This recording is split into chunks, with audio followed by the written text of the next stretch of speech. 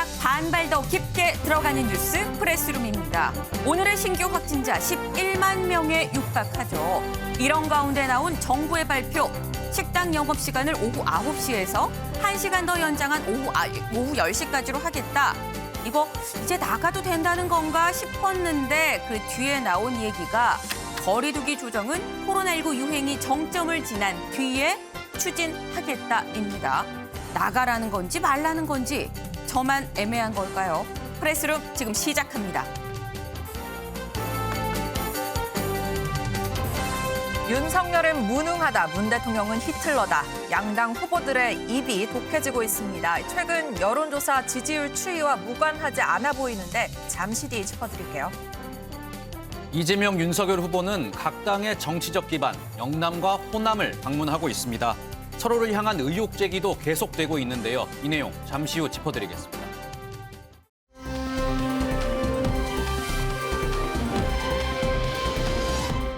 날씨부터 알아보겠습니다.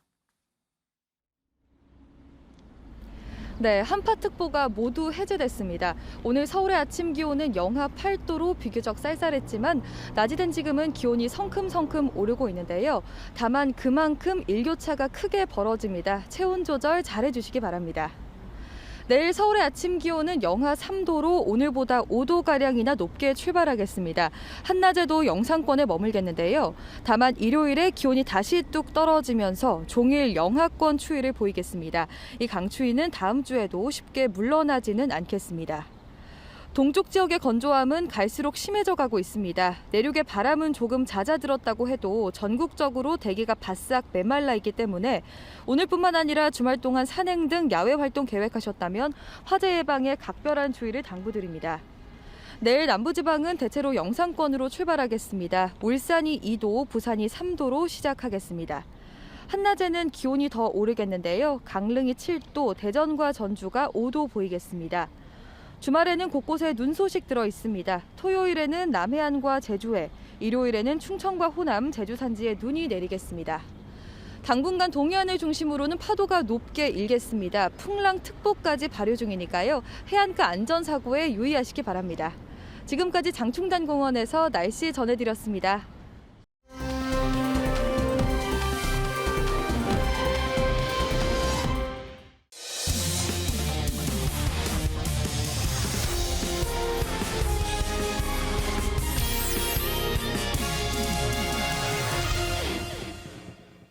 네, 즐거운 금요일, 즐거운 큐시트웨이 시간입니다. 오늘의 첫 번째 아이템, 김현 기자가 준비했죠? 네, 그렇습니다. 제가 준비한 아이템, 텃밭 다지기에 나선 이재명과 윤석열입니다. 이재명 후보와 윤석열 후보, 오늘은 어떻게 보면 자신이 가장 자신 있어 하는 자신들의 텃밭을 찾아서 어떤 안방 표심을 다지는 그런 모습인데요. 우선 민주당 이재명 후보부터 이야기부터 좀 짚어드리면요. 민주당의 가장 강력한 지지 기반인 호남 유세에 나섰습니다.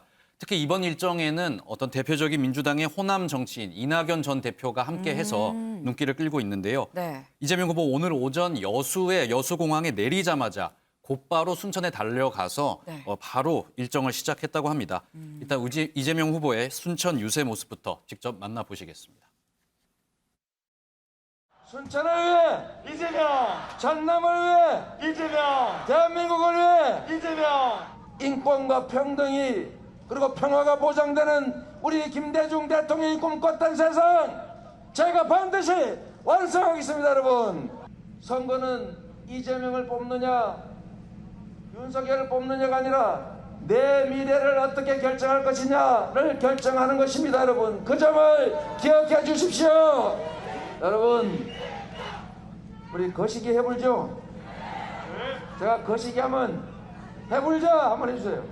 거시기 해불자! 거시기 해불자! 거시기 해불자! 감사합니다. 네, 이재명 후보 앞서 보신 것처럼 굉장히 조금 고무된 그런 모습을 보이고 있는데요. 네. 오늘부터 1박 2일 일정으로 호남 지역을 방문을 하고요. 앞서 보신 것처럼 오늘은 순천 지역부터 시작을 해서 목포, 나주, 광주 순으로 이렇게 밤 늦게까지 유세를 이어가고 내일은 익산을 시작으로 전북 지역 유세를 이어갑니다. 지금까지 여기서 민주당의 선거 전략을 조금 소개를 드리면요. 일단 민주당은 약세 지역에 조금 집중하는 그런 모습을 보이고 있습니다. 네. 공식 선거운동 시작한 이후에 부산, 대구, 대전 특히 방문을 했는데 그중에서도 서울에 가장 집중하는 모습을 보였습니다. 서울 지역에서 아무래도 이재명 후보의 지지율이 조금 나오지 못하니까 약세 지역에 집중 투자를 하는 모습을 보였고요. 실제로 우상호 이제 선대위 총괄이나 민주당 관계자 이야기 종합을 해보면요. 네. 민주당은 일단 약세 지역을 먼저 공략을 하고 그다음에 오늘처럼 호남 지역, 강세 지역을 한번 돈 뒤에 네. 다시 한번 약세 지역에 이제 초점을 맞추겠다 이런 어떤 선거 전략을 이야기를 했거든요. 네. 일단 오늘 같은 경우에는 호남 지역 방문을 하면서요. 네. 오늘은 자신의 어떤 전통적인 강세 지역에 투자하는 그런 모습을 보였습니다.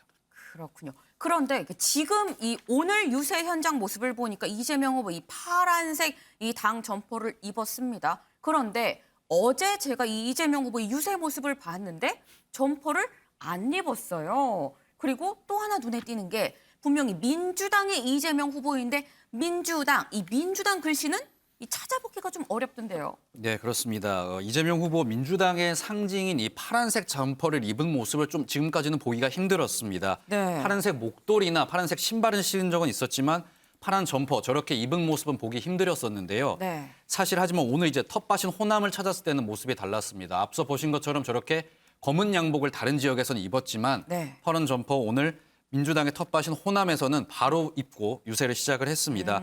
아무래도 민주당의 텃밭인 호남에서는 이렇게 네. 민주당을 조금 강조하는 저런 모습을 좀 보이는 것으로 보이고요. 앞서 말씀드린 약세 지역에서는 어떤 민주당이라는 당명과 점퍼 대신에 어떤 검은 양복을 좀 입고 네. 이렇게 이재명 개인을 좀 강조하는 그런 전략을 쓰는 것 같은데요.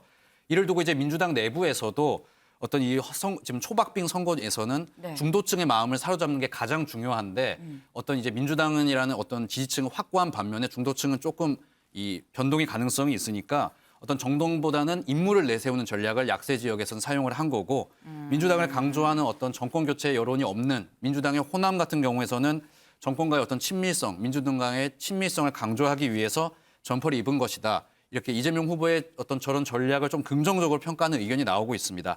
하지만 일부 강성 지지층에서는 민주당의 어떤 파란 점퍼나 민주당의 아까 말씀하신 로고와 민주당 네. 이름을 좀 숨기는 이런 이재명 후보의 선거 전략이 우리 민주당이 좀 부끄러운 거냐 이렇게 좀 비판하는 목소리도 있었거든요. 이에 대해서 이제 이재명 후보 측 이제 선대위 관계자는 어떤 당명을 조금 숨기는 지웠다는 해석은 조금 과대 해석된 측면이 있고 과대 해석이다. 그렇습니다. 깔끔한 이제 양복 차림으로 이재명 후보 어떤 개인의 어떤 깔끔함과 뭐 신뢰감을 주려고 했던 그런 측면이었지 뭐 당을 좀 숨기려 했다 이런 것은 과대 해석이다 이런 해명을 내놓기도 했습니다. 네. 이현정 위원님. 네. 지금 보면은 이 서울에서는 좀 인물을 앞세웠습니다. 그리고 이 텃밭에 가서는 다시 당복을 입었어요. 좀 당을 내세우는 거 아닌가 싶은데 전략이겠죠 아마. 근데 이게 뭐 방송에 나가면 집토끼 산토끼 다 화내는 거 아닐까 싶기도 하는 뭐 그런 부분이 없잖아 있습니다. 보통 이제 당들이 이제 선거를 치를 때요. 네. 자기들 그러니까 당의 어떤 인기가 떨어질 때 같은 경우는 주로 당명을 많이 이제 없애는 경우가 많아요. 예전에 지금 국민의힘 전신당도 마찬가지 당의 인기가 없을 때는 당 이름을 조그맣게 쓰고 맞아요. 사람을 이제 강조하고 뭐 이런 이제 기법을 썼는데 이번도 마찬가지인 것 같습니다. 지금 이재명 후보가 사실 이제 지지율이 좋고 할 때는 이재명이 민주당이다. 민주당이 이재명이 아니라 이렇게 이제 본인도 이야기를 했거든요. 그만큼 당을 주도적으로 어떤 바꾸겠다를 이야기를 했지만 현실적으로 정당의 지지율 자체가 이제 선거에서 여전히 이제 어떤 면에서 보면 본인보다 사실 나오지가 않고 또 대통령 지지도보다 좀 낮게 나오고 하니까 네. 아무래도 이제 인물의 어떤 그 강조점을 두는 것 같아요. 특히 이제 서울 지역 같은 경우는 이제 저런 그 양복을 입고 나와서 어떤 당명을 많이 숨긴다든지 그렇지만 또 전통적 지지층이 있는 지금 호남 같은 데는 아무래도 이제 당을 통해서 결집을 하는 그런 이중적인 좀 전략을 쓰고 있는 것 같습니다. 이제 그는 뭐 얼마만큼 효과가 있을지 모르겠습니다만은 뭐 국민들이 다 아실 텐데 굳이 이렇게 이름을 당명을 가려도 이게 민주당이 아닌가라고 헷갈릴 그런 가능성은 없지 않습니까? 네. 저는 오히려 이렇게 하는 전략보다는 당당하게 어떤 면에서 보면 당의 이름을 내걸고 심판받는 게 오히려 정도이지 않을까. 오히려 이렇게 숨겼다는 게 우리가 이게 또 뉴스로 다뤄지잖아요. 그러면 또 어떤 면에서 보면 이게 부정적으로 비춰지고 강성 지지자들 입장에서 보면 뭔가 당을 결집시키고 뭐 적극적으로 사람들을 좀 투표장으로 같이 와야 되는데 이제 그런 어떤 이 결합도가 떨어지게 되면 오히려 저는 역효과가 날 수가 있다고 보는 거거든요. 그런 면에서 보면 오히려 저는 당명을 떳떳이 내걸고 당원들에게도 좀 자신감을 불어넣어주는 게 오히려 좋은 전략이 아닌가 그런 생각이 듭니다. 오히려 이 당을 뭐 항상 좀 내걸고 내가 이 당의 후보다라는 걸 좀 정면 돌파하는 게 낫지 않냐라는 말씀을 지금 주시긴 했습니다. 네, 근데 보니까 이재명 후보 오늘 호남에 갔는데 호남에 간 만큼 이 호남의 대표 선수, 이 대표적인 이 민주당의 인물이죠. 이낙연 총괄 선대위원장이 같이 했더라고요. 네, 그렇습니다. 이낙연 전 대표가 오늘 이재명 후보의 호남 일정에 이렇게 네. 지금 동행을 계속 하고 있는 상황입니다. 오늘 오전 순천에서부터 이제 이재명 후보와 선거 유세를 함께 했는데요. 네. 이낙연 전 대표의 지원 모습도 함께 보시고 이야기 이어나가겠습니다. 우리 이재명 후보님이시라고 잔전전해 주신 우리 이낙연 총괄 선대위원장님께 뜨거운 박수 부탁드립니다. 4.3 사건의 해결 모델은 여순 사건에도 그대로 적용이 될 것입니다. 그래서 약간의 시차는 있을지 모르지만 여순 사건도 반드시 완전한 해결까지 모셔드리겠다 이 약속을 드립니다. 그 일은 민주당이 했습니다. 이 위기의 강을 건너는데 노를 저본 사공한테 맡기는 것이 강을 더 편하게 건너는 길 아닌가 여러분께 그 말씀을 드립니다. 노를 한 번도 저본 적이 없는 사공한테 우리 배를 맡긴다고 칩시다. 그 배가 어디로 가겠소? 네, 이낙연 전 대표의 목소리 오랜만에 들어볼 수 있었는데요. 네. 이낙연 전 대표 오늘 오전 유세를 같이 한 뒤에 오후에는 이재명 후보와 잠깐 따로 떨어져서 이재명 후보가 가지 못하는 다른 전남 지역을 이제 따로 돌면서 지원 유세를 하다가요. 저녁에 다시 광주에서 모여서 전남 일정을 마무리를 함께 할 예정입니다. 다만 이제 이낙연 전 대표 같은 경우 조금 달랐던 점이 있는데요. 네. 민주당과 이제 문재인 정권에 대한 어떤 지지를 호소하는 그런 모습을 보여서 조금 차별성을 뒀습니다. 문재인 네. 정부의 성과를 이야기하면서 약간 치켜 세우는 그러면서 지지를 호소하는 모습을 보였는데요. 네. 이재명 후보가 그동안 문재인 정권과 약간 거리를 두면서 이재명에 대한 지지를 호소했던 것과는 조금 결이 다른 발언들이 좀 많았습니다. 아무래도 어떤 친문의 대표적인 정치인이자 호남 지역을 대표하는 어떤 민주당의 정치인으로서 자신만의 방식으로 이재명 후보를 조금 간접 지원하는 그런 모습을 보였다는 평가가 나오고 있습니다. 그렇군요. 지금 이낙연 총괄 선대위원장이 굉장히 좀 전폭적으로 약간 목도 좀 쉰 것 같아요. 지금 이낙연 총괄 선대위원장이 전폭적으로 좀 지원을 하고 있는 그런 모습인데 그런데 지원만 한 게 아니라 쓴소리도 했던데요. 네, 그렇습니다. 사실 이게 이재명 후보에게 쓴소리를 한 것은 아니고요. 네. 당의 선거운동 방식에 대해서 이낙연 전 대표가 약간 쓴소리를 했습니다. 네. 본인이 전날 민주당의 유세장을 이렇게 좀 돌아다녀 봤는데 잘못된 것들이 좀 보였다 이렇게 비판을 했는데요. 일단 그 예로 든 게 이 민주당 선거하는 분들이 이제 지지를 호소하면서 이렇게 큰절을 하는 모습을 봤는데 일부는 큰절을 했지만 일부는 옆에서 춤을 추고 있더라. 이 모습이 조금 억지스럽게 느껴졌다. 이렇게 지적을 했습니다. 디테일한 부분이네요. 그렇습니다. 그러면서 이제 이야기를 덧붙인 게 큰절을 하는 게 중요한 게 아니라 이게 한결같은 모습을 보여줘야 우리 민주당의 신뢰가 가능하다. 이렇게 비판을 하는 모습을 보였는데요.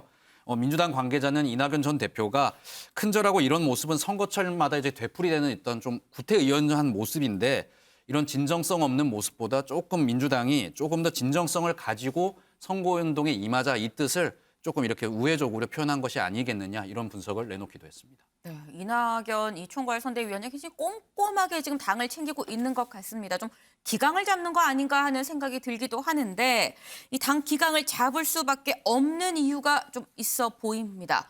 이 오늘 아침에 기강이 좀 해이해진 사례가 좀 실제로 공개가 됐어요. 네, 그렇습니다. 민주당 선대위에서 핵심 관계자들이 네. 이 주말에 골프를 치는 모습이 이제 그 사진이 공개가 되면서 조금 네. 논란이 일었습니다. 해당 이 두 사람이 이제 민주당의 부산시당 위원장인 박재호 의원과 민주당 선대위에서 미래경제위원장인 이광재 의원인데요. 두 사람이 지난 13일 이 한 골프장에서 둘이 골프를 치는 모습이 공개가 되면서 한바탕 논란이 일었습니다. 이 사진이 보도가 되자 최초의 이 박재호 위원장 같은 경우에는 이 아주 오래전에 잡힌 이 골프 약속이라 네. 오전에 잠시 나갔던 거다 이렇게 해명을 했는데 이게 논란에 더 불을 붙였고요.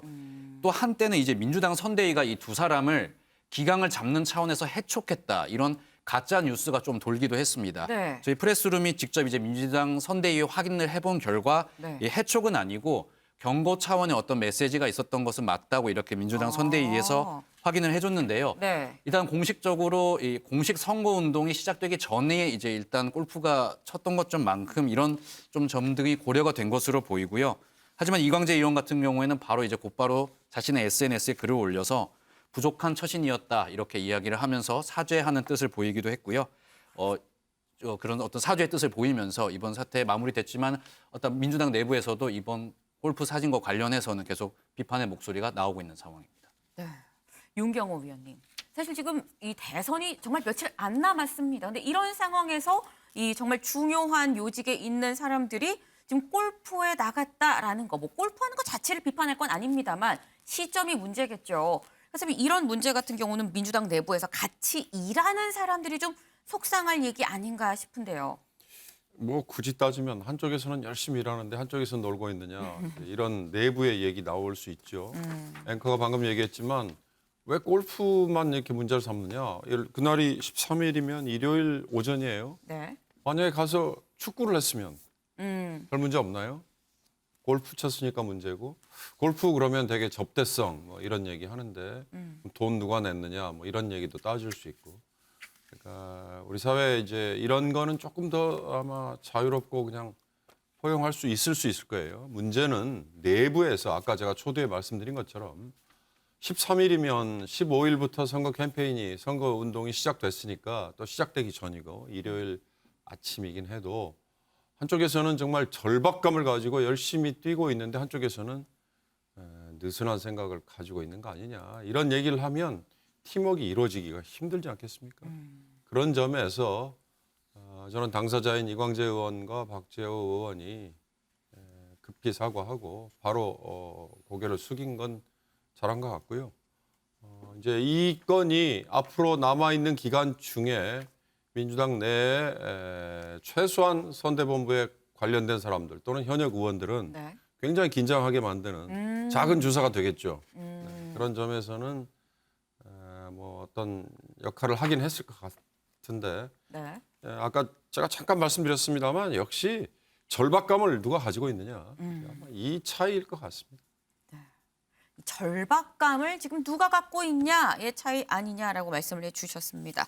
그럼 이낙연 이 총괄선대위원장이 기강을 잡을 수밖에 없는 사례 좀 짚어봤는데 그럼 윤석열 후보는 기강을 잘 잡고 있을까 궁금해지는데 윤석열 후보 오늘 어디 갔나요? 네, 윤 후보는 오늘 가장 친근한 텃밭을 역시 찾았습니다. 네. TK로 좀 향했는데요. 이 후보가 호남을 찾은 것과 뭐 같은 이유겠죠. 이 TK를 집중 공략 중입니다. 오늘 경북 상주 풍물시장에서 유세를 시작했고요. 이 시장에 지지자가 거의 10,000명 가까이 운집을 했다고 합니다. 이런 광경은 지역 주민들도 처음 봤다. 뭐 이런 얘기가 나왔다고 하는데 일단 유세 현장 보고 오실게요.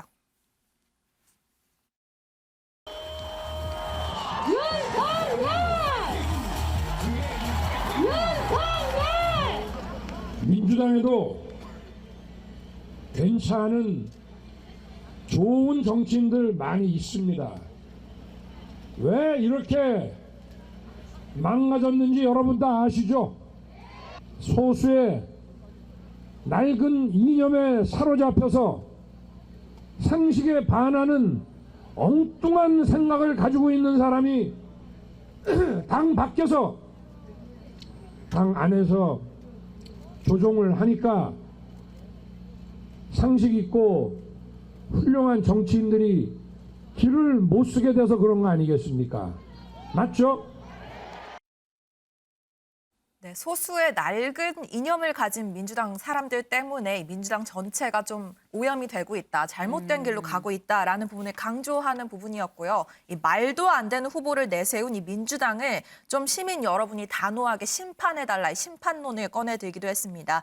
이 경북 상주 이후에는요, 윤 후보 김천 유세를 끝냈고요. 오후 2시에는 구미에 있는 고 박정희 생가를 방문했습니다. 사실 이 고 박정희 생가라고 하면은 윤 후보가 한 차례 좀 고초를 겪었던 곳입니다. 그랬었죠. 이 우리 공화당 당원들과 부딪히면서 지난해 9월에는 좀 안 좋은 충돌 장면들이 포착되기도 했었는데 이번만은 좀 달랐습니다. 이 입구에 윤 후보의 도착을 기다리는 지지자들이 와 있는 상태였고요. 지금 보고 계시는 화면은 지난해 9월 화면이고요. 네. 오늘 상황은 좀 달랐는데 큰 충돌 상황 없이 오히려 지지자들이 윤 후보를 반기는 듯한 그런 환영의 인사를 계속 보냈고 별다른 충돌 상황 없이 생가 추모관에 입성하는 모습이었습니다. 이 윤 후보 방명록에 박정희 전 대통령의 경제사회혁명 제대로 이루겠다라고 쓰는 모습이었습니다. 그렇군요. 이현정 네. 의원님.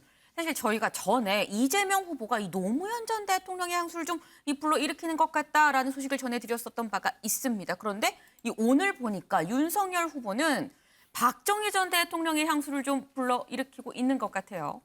참 이 전직 대통령들이 항상 선거 때만 되면 다들 이렇게 네. 또 소환돼서 이렇게 하시는 것 같습니다. 특히 좀 전에 이제 본 장면이 상주 같은 경우는 상주가 그렇게 큰 도시가 아니거든요. 저렇게 많은 분들이 모인 것도 저도 굉장히 좀 이례적으로 보고 있습니다. 특히 이제 구미 같은 경우는 그동안 지난번 방문 때는 사실 이제 우리 공화당 지지자들과 좀 충돌이 있었는데 네. 이번 같은 경우는 이제 그런 게 없이 이제 이렇게 했다는 거는 아마 이제 지역 분위기가 조금씩 이제 지지층들이 결집되어 나가는 그런 측면도 있지 않는가 그렇게 보여집니다. 특히 이번 방문은 아마 이제 윤 후보 입장에서 보면 TK 지역의 지지층들을 좀 더 공고히 하는 뭐 그런 차원에서 이제 방문을 한 것 같아요. 네. 왜냐하면 지금 이제 선거가 얼마 남지 20일도 채 남지 않았기 때문에 지지층 결집이 굉장히 중요하고 이 TK 지역에서의 압도적인 승리 이게 어떤 면에서 보면 전체적으로 승리하는데 가장 중요한 키거든요. 그런 면에서 아마 얼마 전에 이제 다시 갔다 왔는데 다시 또 잡은 이유가 결국 선거 초반에 지지층들을 확실히 묶어놓고 가겠다. 네. 또 한편으로 보면 지금 최근에 박근혜 전 대통령이 이제 이 대구 달성으로 이제 옮긴다는 이야기가 있었고 맞아요. 지금 뭐 거의 확정이 돼서 아마 이제 거기에 지지층들이 매일 한 1,000명씩 지금 뭐 집을 보기 위해서 가는 거 아니겠습니까? 그만큼 지역 내에서 이제 그런 바람이 불고 있는 것도 상당히 좀 의식을 했을 거예요. 그런 어떤 흐름들을 본인의 지지층을 좀 끌어안기 위한 저는 그러한 선제적인 행보가 아닌가 그렇게 해석을 하고 싶습니다. 네. 지금 이현정 위원께서도 말씀을 하셨습니다만 이 대구 달성 말씀을 지금 하셨습니다. 안 그래도 저도 오늘 윤석열 후보의 좀 일정을 보니까 뭐 이 박정희 전 대통령의 생가도 생가인데 오늘 일정에 대구 달성을 가는 일정이 있었습니다. 김현 기자. 이 박근혜 전 대통령의 뭐 정치적 고향인 대구 달성을 간다는 거 이거 결국 사실 요즘에 이 얘기 나오고 있는 박 전 대통령의 사저가 있는 달성 연관돼 있는 거 아닐까요? 네, 그렇습니다. 박근혜 전 대통령 소식은 제가 좀 알아봤는데요. 네. 어제 일단 박 전 대통령의 대구 사저에 취득세 납부가 완료됐다 이런 보도가 나왔습니다. 이 소식이 알려지면서 박근혜 전 대통령의 퇴원과 그리고 사저 입주가 곧 임박한 거 아니냐 이런 분석이 나오고 있는데요. 네. 실제로 청와대 경호처에서 대구 달성 군수를 찾아가서 이 경호에 관련된 협의를 마친 것으로 지금 전해져 있고요.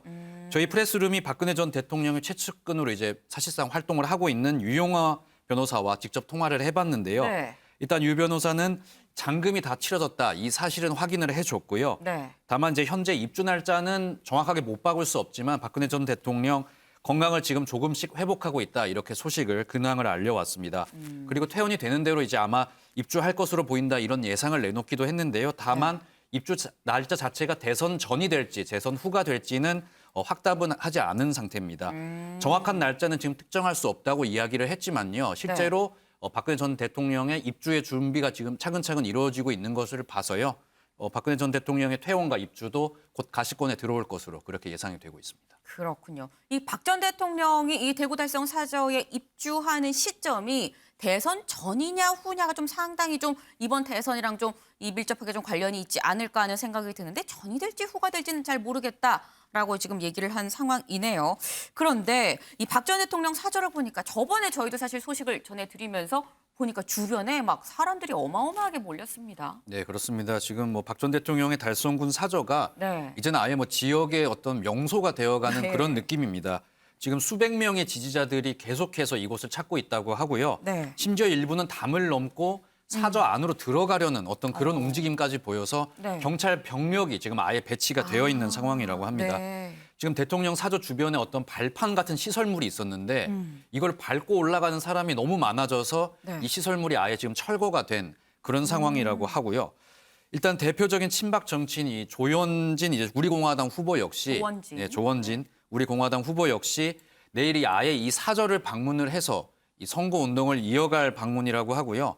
여기서 이제 지지자들에게 뭐 감사 인사도 하고 뭐 사저 입주 준비가 제대로 되어가고 있나 입주 시설에 대해서도 이렇게 확인을 할 예정이라고 해서요. 네. 어떤 이 박근혜 전 대통령의 사저에 대한 관심을 둘러싸고 정치권에서도 어떤 관심을 보이고 있는 것 같습니다. 네, 사실 얘기하다가 약간 옆길로 새긴 했습니다. 이 박근혜 전 대통령 얘기를 좀 잠깐 알아봤는데 다시 좀 돌아와서 윤석열 후보로 돌아와서 윤 후보 어제 드디어 유승민 전 의원을 만났습니다. 이 뭐 원팀의 마지막 퍼즐이 맞춰졌다라는 얘기가 있는데 이수아 기자, 어제 분위기 어땠을까요? 네, 두 사람 경선 뒤에 104일 만에 만남입니다. 정말 오, 이 네. 유 후보가 잠적한 뒤로 서로 연락이 오간다 안 간다 말이 많았는데 네. 결국은 공개 만남이 성사된 모습이었습니다. 여기서 유승민 전 의원 이 자리에서 조건 없이 좀 윤 후보를 지원하겠다라는 뜻을 밝혔는데요. 두 사람의 만난 장면 그리고 뒤에 기자들을 만난 모습 보고 오실게요.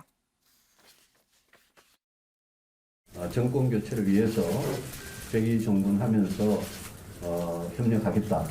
아무 조건도 없고 직책도 없이 열심히 돕겠다 그런 말씀을 드렸습니다.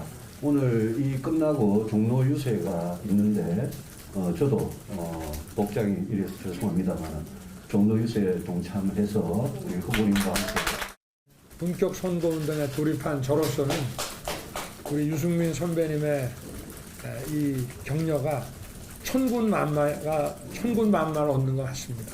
우리 유승민 선배님의 이 격려와 응원이 저희 선거의 확실한 승리뿐만이 아니라 국민들께도 이 정권 교체가 그야말로 성공한 대통령, 성공한 정부가 되겠구나 하는 믿음을 국민들께 충분히 드릴 수 있다고 생각합니다.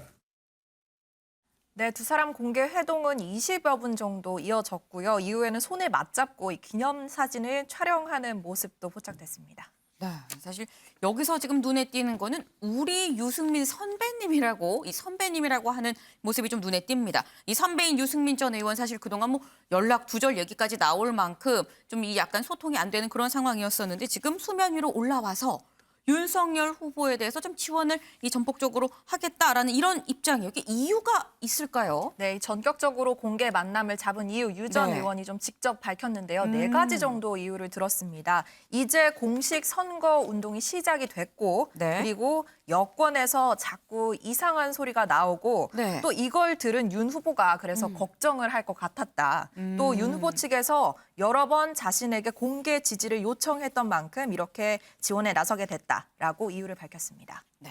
이상한 소리라는 거는 이 민주당의 유승민 전 의원 같으면 우리가 좀 내각에 좀 들어올 수도 있다 이런 얘기를 한 거 지금 얘기한 것 같아요. 네. 근데 사실 유승민 전 의원이 이 윤석열 후보랑 같이 경선 때 굉장히 좀 치열하게 이 공방을 벌였기 때문에 유세에는 안 나가지 않을까라는 생각을 했었는데 보니까 유세에도 나갔습니다. 네, 유 전 의원 아까 백브레스 밝혔죠. 종로 네. 유세에 함께 하겠다라면서 실제로 유세에 참여를 했습니다. 이 유세 현장에는 또 한 명이 더 있었는데요. 종로로 전략 공천이 된 이 최재형 전 감사원장도 함께하는 모습이었는데요. 함께 승리 의지를 다졌습니다. 이로써 홍준표 의원에 이어서 유승민 전 의원도 함께 유세에 참여했는데 영상으로 좀 확인하실게요.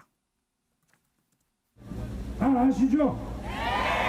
우리 국민의힘의 경제통이자 최대 자산인 우리 유승민 전 의원님을 여러분께 소개해 올리겠습니다. 여러분, 선거는 심판입니다. 여러분, 이번 3월 9일 문재인 정권 확실하게 심판해 주실 겁니까, 여러분? 네, 지금 이 우리 당의 경제통이자 자산이라고까지 지금 이 유승민 의원을 굉장히 지켜 올리는 이 윤석열 후보의 얘기였는데 특히나 이 앞선 이 호칭 우리 선배님이었습니다. 이 우리 선배님이란 얘기가 굉장히 귀에 쏙쏙 들어오는 이유 앞서서 만났었던 이 대구 유세를 같이 했었죠. 홍준표 의원한테는 이렇게 얘기했었거든요. 같이 들어보시죠.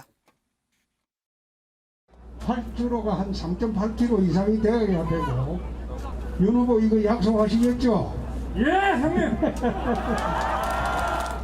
공항공단을 만들어야 됩니다. 국가공단으로.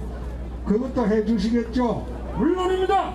잠들지 않는 대한민국의 명소로 만들어야 됩니다. 그것도 해주시겠죠? 이미 경선 때 다 약속했지 않습니까? 네, 이 홍준표 의원한테는 네, 형님이라고 얘기를 했습니다.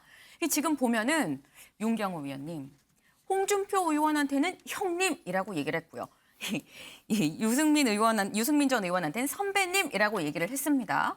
유승민 전 의원이 이 나이가 좀 어린 걸까라는 생각을 했는데 보니까 유승민 전 의원이 나이가 이 윤석열 후보보다 많았어요. 근데도 호칭이 다른 이유. 글쎄요, 이거 심리적 거리감이 아직 있는 걸까라는 생각이 들기도 하는데 어떻게 보시나요? 이거 해석 잘해야 될 것 같은데요. 네. 글쎄요, 다각도로 비춰볼 수 있겠죠. 대구에서의 저 유세 현장에서는 분위기가 굉장히 달아올라 있는 상황이니까 네. 저기서 예 형님이라고 얘기한 건 홍준표 의원과 사적인 굉장히 가까움을 좀 과시하고 싶은 이렇게 지금 보이고요. 네. 유승민 의원을 유승민 선배님이라고 아까 한 얘기는 조금은 공식적인 자리로 비춰지지 않습니까? 그리고 저기는 뭐 유세처럼 이렇게 감정이 굉장히 올라 있는 그런 거하고는 좀 관계없이 좀 차분한 상황이니까. 대개의 경우는 선배라는 호칭과 형님이라는 호칭이 약간 공적인 사적인 뭐 이런 게 좀 많이 작용하지 않아요? 뭐 나이로 따지면 홍준표 의원은 54년생, 유승민 전 의원이 57년생, 윤석열 후보 60년생, 뭐 그런 식으로 서열이 매겨질 거예요. 하나 더 따지면 홍준표 후보와는 검찰의 뭐 선배니까 또 그런 점에서 인연을 굳이 감안하면 좀 더 친근감이 있을 수 네, 있다. 친근감이 있다. 근데 엄밀히 따지면 홍준표 의원이 한참 잘 나갈 때는 윤석열 후보는 뭐 검사 생활을 시작했는지 제가 지금 따져보지는 않았지만 그렇게 검찰 같이 일을 하면서 위아래에서 일을 해봤던 경험은 제가 알기에는 없는 걸로 알고 있고요. 유승민 의원이야 뭐 알다시피 KDI 박사 출신이니까 그런 개인적인 인연은 없는 건데 이런 식의 어찌됐든 홍준표, 유승민 두 강력한 라이벌이 그동안에 100일 이상 거의 견원지간처럼 그렇게 있다가 와서 이렇게 유세 현장에 나타나고 지원을 해준다는 거는 지금 국민의힘이 그만큼 선순환 구조에 뭔가를 지금 갖췄다. 이런 느낌이 들 정도 아니겠어요? 뭔가 잘 돼가고 뭔가 있다. 지금 이런 잘 돼가고 말씀이시죠? 있으니까 그동안에 그냥 내일이 아니라고 생각하는 그리고 윤석열이라는 후보에 대해서 뭔가 좀 못마땅해 하는 그런 기류가 있었지만 그걸 표출을 하지 않고 있었을 뿐인데 이제는 그 표출을 하지 않는 단계를 넘어서 오히려 적극적으로 나서서 지원을 한다는 그런 점에서는 아마 국민의힘 지지자들에게는 굉장히 고무적인 일이 될 것 같이 보입니다. 네, 지금 윤경호 위원께서는 뭐 호칭도 호칭이지만 호칭보다 좀 더 주목할 게 이 원팀이 됐다는 거 아니겠냐라는 점을 좀 지적을 해주셨습니다.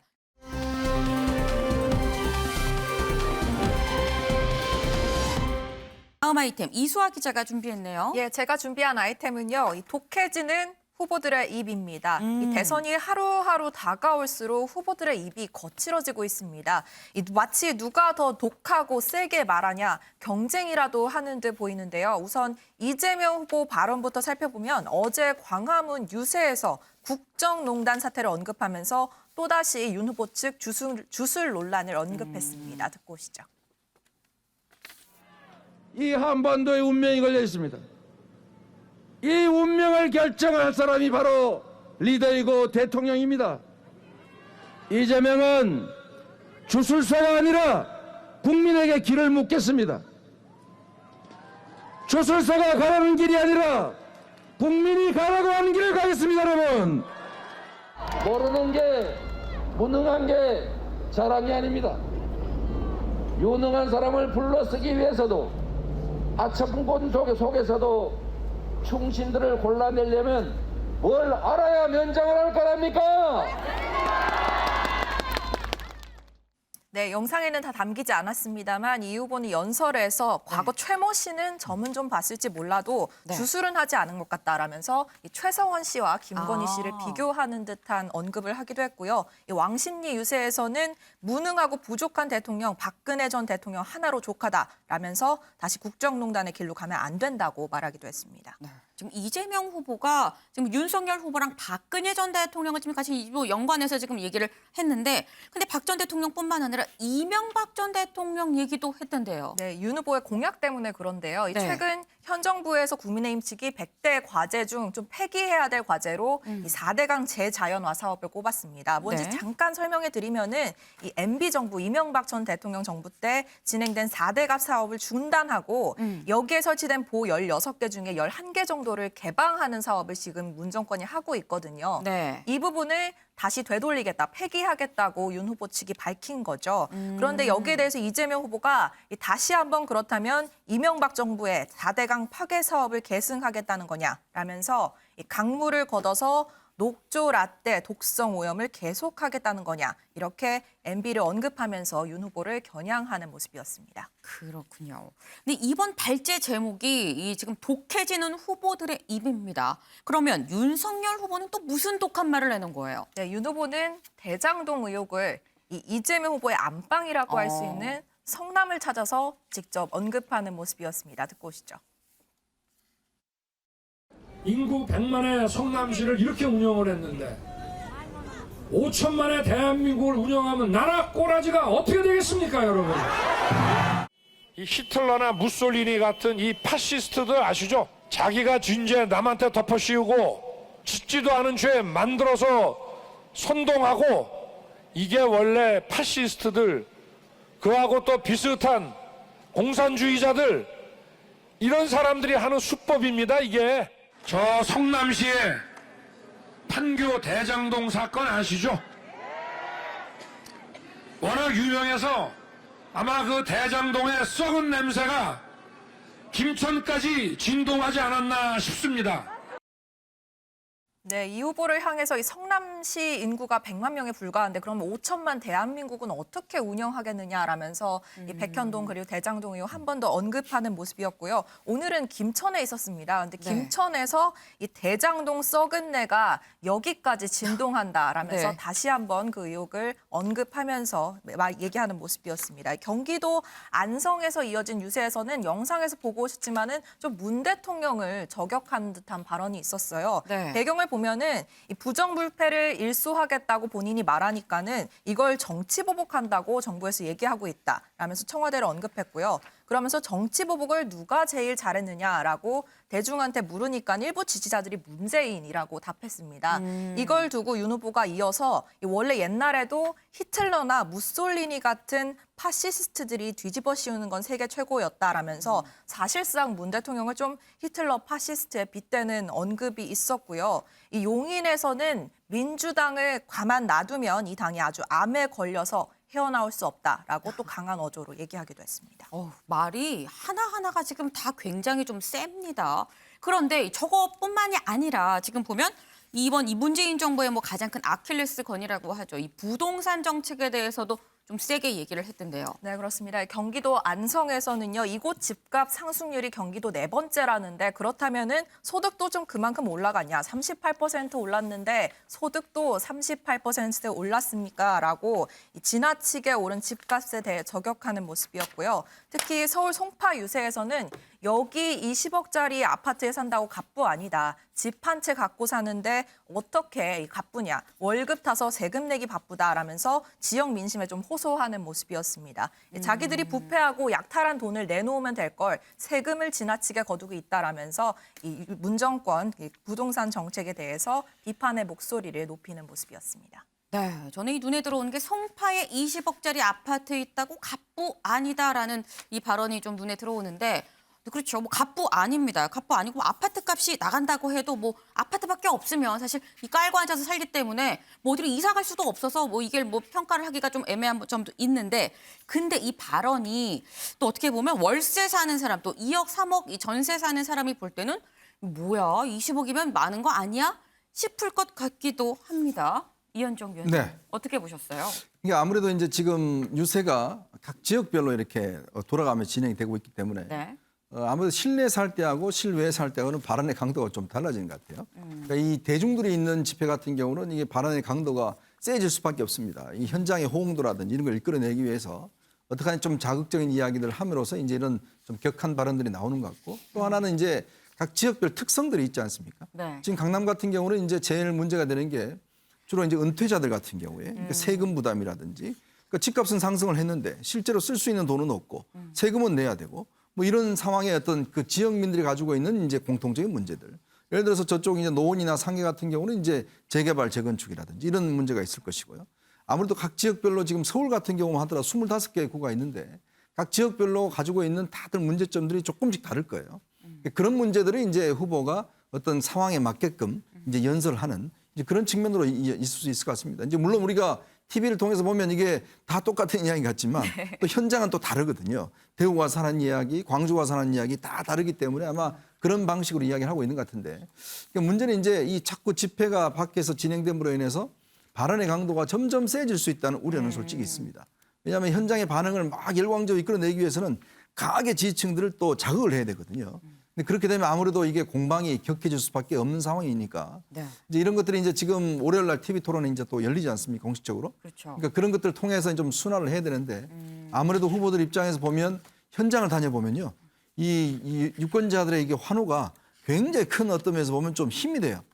그런 것 때문에 점점 더 발언의 강도는 이게 갈수록 세질 수밖에 없는 상황이 아닌가 그렇게 보고 있습니다. 네, 이 현장에서 느끼는 이 반응에 이 자꾸 좀 발언이 세질 수 있는 좀 자제할 필요가 있다라는 말씀도 해주셨는데 지금 보면 윤석열 후보 이 연일 현 정부에 대해서 굉장히 센 발언을 내놓고 있습니다. 뭐 부동산 정책도 그렇고 이 앞서서 이수아 기자가 얘기한 것 좀 파시스트를 얘기한 것도 그렇고 이 청와대가 안 그래도 사실 이 공식 선거 운동을 시작하면서 좀 지켜보고 있다라는 얘기를 했었었는데 이수아 기자. 네. 이 청와대 지금 속으로 부글부글 하지 않을까 싶어요. 특히 아까 소개드린 이 문 대통령을 뭐 히틀러나 파시스트에 비교한 네. 거는 좀 도를 넘었다 이런 반응이 나오고 있는데요. 이 청와대 관계자 발언을 인용하자면요. 문재인 정부가 정치 보복을 했다면 이 MB와 박근혜 전 대통령을 수사한 윤석열 검찰이 그렇다면 정치 보복을 실행했다는 것인가? 자가당착이다, 선을 넘었다 라면서 불편한 심기를 드러냈습니다. 중립을 지키고자 하는 대통령을 왜 자꾸 인신공격을 하면서 대선에 끌어들이냐라는 입장입니다. 네, 윤경호 위원님. 청와대가 사실 지난번에 이 적폐 수사 발언 때 한 번 이 전면에 나섰습니다. 사실 그때 뭐 그 이후에 나온 게 지켜보고 있다라는 이 관계자 발 이 얘기가 있었었는데 대선 전에 한 번 더 청와대가 전면에 나설 가능성 어떻게 보세요? 한 번 더가 아니라 저는 기회 될 때마다 충분히 반응을 보일 만하다라는 생각이 들어요. 윤석열 후보가 먼저 정치 보복 누가 제일 잘했냐, 문재인 정권이 제일 잘하지 않았느냐라고 얘기했고요.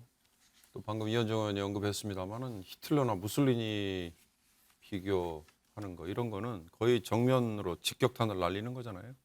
이런 게 이 의원의 설명처럼 실내에서 차분하게 토론을 할 때는 이런 얘기 감히 하지 못하지요. 그러나 본인도 주체할 수 없을 정도로 흥분이 되고 격한 감정이 앞서면서 나오는 얘기들이 이제 저렇게까지 가는 거예요.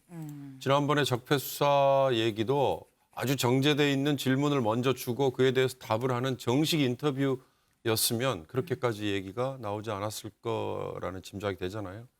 그냥 자유롭게 기자들과 얘기를 하다가 질문에 대한 답을 한 건데 제가 보기에는 잘못한 게 있으면 뭐 벌 받아야 되고 잘못한 게 있으면 수사하는 게 맞는 거 아니냐라는 식의 얘기 때문이 아니고 문재인 정권은 검찰을 이용해서 범죄를 저질렀다라고 전제를 깔았잖아요. 바로 그런 점이 이제 정면으로 직격탄을 날린 건데 윤석열 후보가 문재인 대통령을 건드리면 건드릴수록 지금 이재명 후보에 대해서 나오는 지지율 중에 선뜻 친문 세력인데 이재명에게 가지 않았다고 얘기되는 숫자 그게 뭐 3%일지 아니면 5%일지 또는 그 이상일지 모르지만 그 숫자들이 옮겨가는 게 저는 지난번 적폐 수사가 촉발제가 될 줄 알았는데요.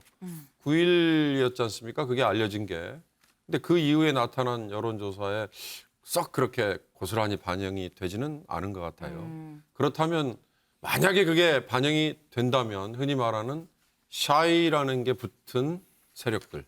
그러면 나중에 이게 나타날 수도 있고요. 그렇지 않다면 이렇게 윤석열 후보가 자꾸 문재인 대통령을 직접 건드리면 건드릴수록 그런 층을 자극하거나 뭉치게 만들지 않을까라는 생각이 들어서 아마 선거 전략 회의를 하다 보면 이런 얘기는 앞으로 좀 자제하지 않을까 그런 생각이 듭니다. 네, 지금 이 위원님들께서 말씀해 주신 얘기를 좀 종합을 해보면 현장에 가면은 이 현장 반응 때문에 좀 더 자극적인 얘기를 더 많이 하게 되면서 좀 수위가 높아지는 것 같다라는 말씀을 지금 주셨습니다. 그런데 그뿐만 아니라 이 공격 수위가 점점 높아지는 거 사실 저희가 좀 더 꼼꼼히 따져볼 필요가 있지 않나 싶습니다. 이수아 기자. 네. 이 최근 여론조사 결과랑 좀 무관하지 않아 보인다는 게 다수의 분석인 것 같은데요. 이 접전을 벌이던 두 후보의 그 지지율 격차가 좀 많이 벌어지고 있는 상황입니다. 이 네. MBS 조사부터 보시면요. 이 이재명 후보가 31% 그리고 윤석열 후보가 40%의 지지율을 기록하면서 두 후보 격차가 9%포인트대로 좀 벌어진 상황이고요. 네. 또 다른 여론조사 하나 보실까요? 이 한국갤럽에서는 이재명 후보가 34% 그리고 윤 후보가 41%를 기록하면서 역시 7%포인트대가 벌어진 상황입니다. 이렇다 보니까는 윤 후보는 이 상승세를 굳히고 싶고 이 후보는 얼른 따라잡아야 하는 상황인 거죠. 그렇군요. 이 윤석열 후보 입장에서는 이런 여론조사 결과 상당히 좀 힘이 나는 뭐 그런 결과 아닐까 싶어요. 그래서 네. 자꾸 이렇게 발언이 수위가 올라가는 네, 걸까요? 맞습니다. 그리고 좀 유세 시작한 이후로 표정도 좋아진 것 같은 네. 나다는 얘기도 좀 많이 있습니다. 적극적이고 가는 곳마다 이른바 어퍼컷 세러머니를 좀 보여주면서 아까 짚었던 것처럼 발언의 수위도 점점 세지고 있는 상황입니다. 하지만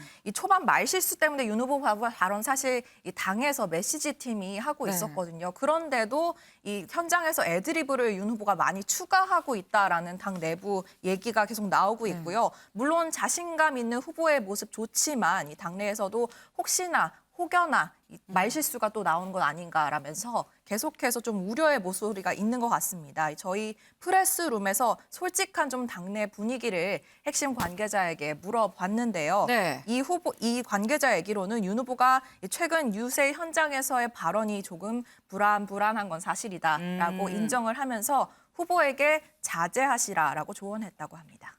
네, 이 후보한테 좀 자제하시라라는 이 조언까지 건넸다라는 얘기가 있습니다만 어쨌거나 지금 윤석열 후보 이 가는 현장마다 아까 영상으로 보셨습니다만 계속 어퍼컷을 하는 그런 모습을 보셨습니다. 거의 뭐 트레이드 마크가 되고 있는 것 같아요.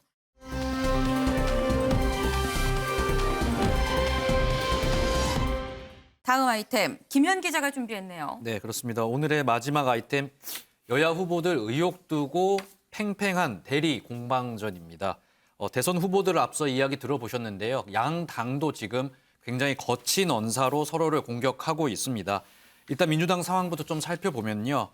이재명 후보의 배우자 김혜경 씨 법카 유용 의혹의 제보자 이 통화 내용이 공개가 됐는데 제보자 여기서 김혜경 씨가 주문한 많은 음식량을 두고 여기에 좀 의구심을 드러내면서 집에 기생충이 사는 거 아니냐 이렇게 발언을 해서요. 이 기생충 발언이 굉장히 큰 관심을 불러일으켰습니다. 국민의힘은 이 부분 놓치지 않고 이 부분의 기생충 이 부분에 대해서 집중 공격에 나섰는데요. 네. 일단은 권영세 선대본부장의 발언부터 들어보고 이야기 이어나가겠습니다. 성남시장 시절 점심 9끼, 저녁 9끼를 먹은 업추비 사용 내역이 드러났고 각 부서 법카를 총동원해서 사용한 흔적도 드러났습니다. 지금 국민들은 초밥 10인분이 어디로 갔는지 5급 공무원 배 씨가 말했던 기생충이 과연 누구인지 궁금해하고 있습니다. 네, 이 음식 주문 관련해서요 또 다른 이제 보도가 나왔는데 네. 일단 경기 주택공사가 이재명 후보 자택 바로 옆집을 직원 합숙소로 사용하기 위해서 계약했다 이런 보도가 이어졌습니다. 네. 김재훈 국민의힘 최고위원은 이 부분을 좀 짚으면서요. 네. 이 기생충이 이재명 후보 집에 살았던 게 아니라 옆집에 살았나 보다. 이렇게 또 맹공을 퍼붓는 모습을 보였고 국민의힘도 당 차원에서 논평을 내고 이재명 후보 측이 선거를 위해서 자기 옆집에 이제 선거 본부를 아예 차려놓고 네. 여기에서 이제 직원들 식사를 경기도 세금으로 지불한 거 아니겠냐 이렇게 의혹을 제기하면서 공격을 이어가는 모습도 보였습니다. 그렇군요. 만약에 국민의힘이 제기한 의혹이 사실이 아니라고 한다면 이 졸지에 경기주택공사 직원들이 지금 기생충이 된 지금 그런 상황입니다. 여기에 대해서 민주당 뭐라고 합니까? 네, 민주당 선대위 공보단은 일단 이 내용이 명백한 허위 사실이라면서 강경 대응을 좀 방침을 밝힌 상황입니다. 네거티브 중단하라 엄포를 놓은 상황인데요. 네. 뭐 전혀 숙소 이제 뭐 잡는데 이재명 후보와 관여할 이유가 없었고 경기주택공사도 지금 이 부분에 대해서 뭐 전혀 사실 무근이다 이야기를 하고 있다면서 네. 해명을 내놓고 있습니다. 지금 당시 경기주택공사의 이현욱 사장이 지금 이재명 캠프에서 선대위 활동을 하고 있는데 이 이현욱 사장 역시 이 주건 숙소를 잡은 것은 맞지만 이재명 후보 옆집이었는 것은 몰랐다 해명하고 나섰고요. 네. 이 숙소가 뭐 다른 의미로 사용된 게 아니라 판교사업단 직원 숙소로 사용이 된 거다. 그리고 이재명 후보의 옆집이었던 것은 언론 보도를 보고 나도 알았다 이렇게 해명을 한 상황입니다. 하지만 국민의힘 이 부분도 놓치지 않고 공격을 하고 있는데 김인혜 송대위 이제 공보단장 같은 경우에는요. 이 직원 합숙소를 경기도지사 집 옆에 바로 잡는 것은 상식적으로 좀 이해하기 힘들다면서요. 이 수상하다 이 해명에 대해서도 공격하는 모습을 보였습니다. 이현정 위원님. 네. 이 만약에 국민의힘이 제기한 이 의혹이 맞다고 한다면 사실 어마어마한 겁니다. 그렇죠. 그런데 아니라고 한다면 또 이게 반대로 국민의힘의 역풍으로 불 수도 있는 거거든요. 참 공교롭죠. 그 지금 경기주택공사 같은 경우에 이제 경기도 내에 한 130군데 합숙소를 운영하고 있다고 하는데요. 네. 성남시는 여기 딱 한 군데라고 그럽니다.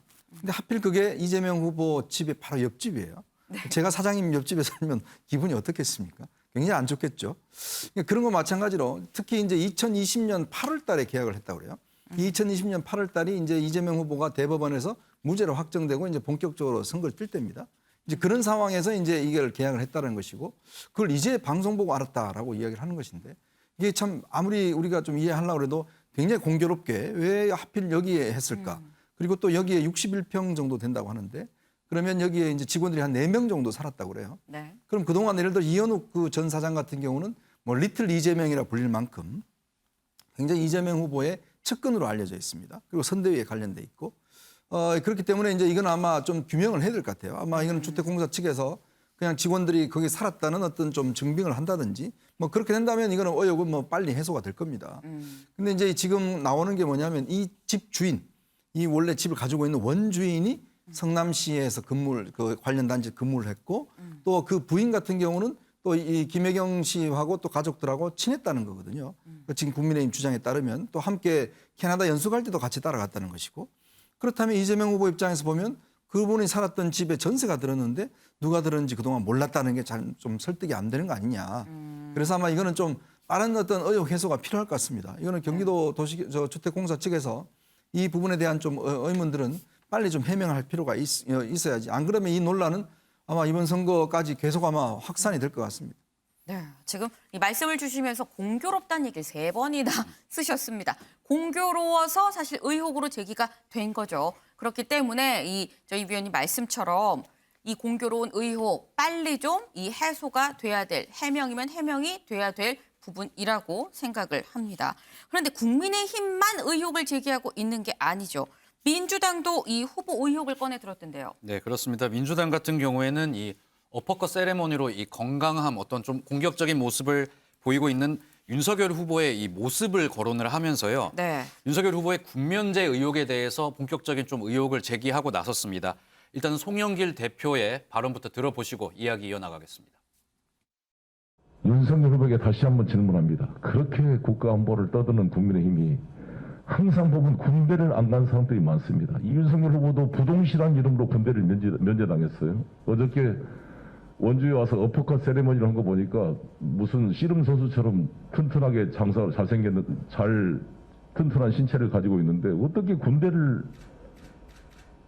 못 갔습니까? 네, 송영길 대표의 이야기를 좀 정리를 해보면 윤석열 후보가 이 두 눈의 시력차로 이 부동시 군면제를 받았는데 어퍼컷 세레모니 뭐 정상적으로 잘 하는데 군대는 왜 안 갔냐 이렇게 조금 비꼬는 지적하는 모습입니다.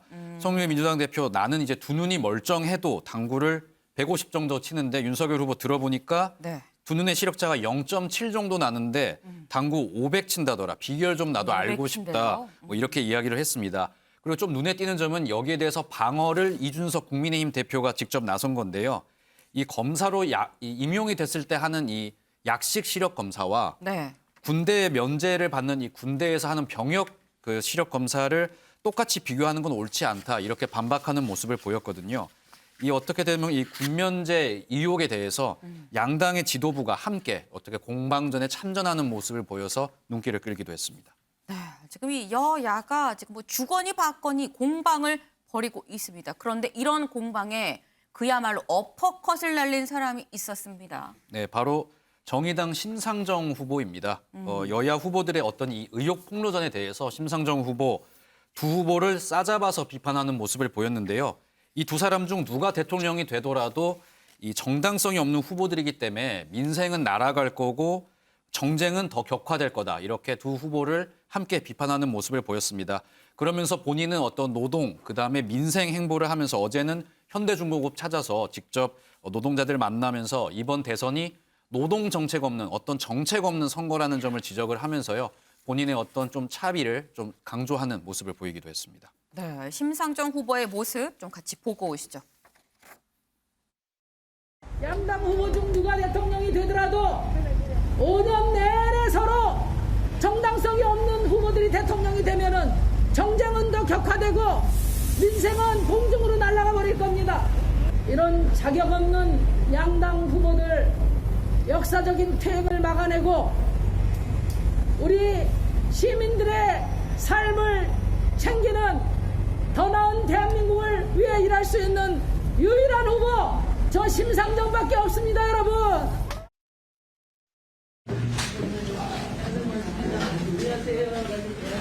더 이상 이제 세계 12 선진국에서 사람 목숨 갈아 넣는 그런 이제 기업 이제 안 된다 이 말씀을 드렸고요. 포스코 하청 노동자들이 겪고 있는 이런 부당한 차별과 위험 노동에 대해서 책임 있게 앞으로 해결해 가겠다는 약속을 드립니다. 하여튼 힘내시기 바랍니다.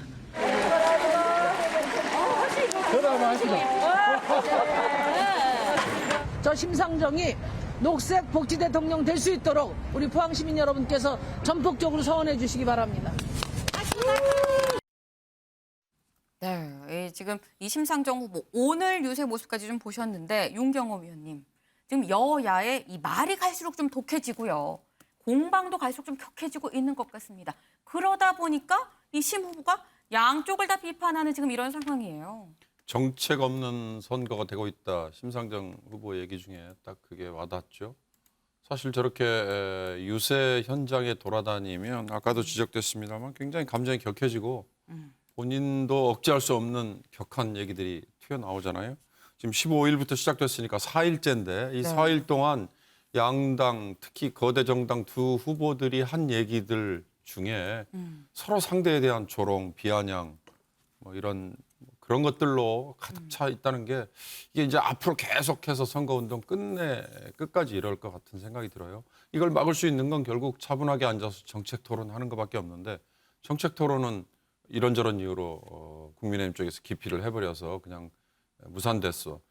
법정 선거 토론 3번밖에 지금 기회가 없지 않습니까? 네. 그렇다면 결국 유권자들은 흔히 말하는 중도의 유권자들이 움직일 수 있는 기회는 굉장히 줄어드는 거 아닌가. 그런 아쉬운 생각이 좀 듭니다. 네, 지금 아쉽다라는 말씀을 전해주셨습니다. 오늘의 탑을 좀 정해볼까요? 이 오늘의 탑, 여야의 경쟁적인 의혹 대결 그리고 여기에 일침을 가한 심상정 후보의 얘기까지 담겨 있는 김현 기자의 기사를 오늘의 탑으로 해보겠습니다.